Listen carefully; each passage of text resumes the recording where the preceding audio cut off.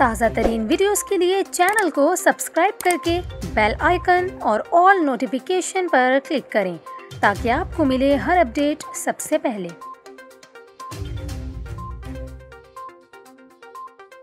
और अभी आपको बताएं, कराची शहर में मुसल्लह लुटेरों ने महज़ब अंदाज अपना लिया। दफातर जाने वाले शहरियों की तरह जूते कपड़े पहनकर वारदातें करने लगे।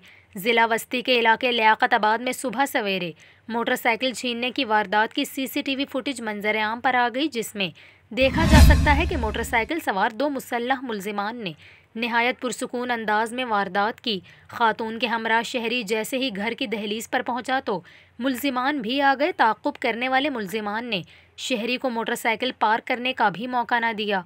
मुलजिमान ने बड़ी दीदा दलेरी से शहरी से नकदी, मोबाइल फ़ोन और मोटरसाइकिल छीनी और बासानी फ़रार हो गए।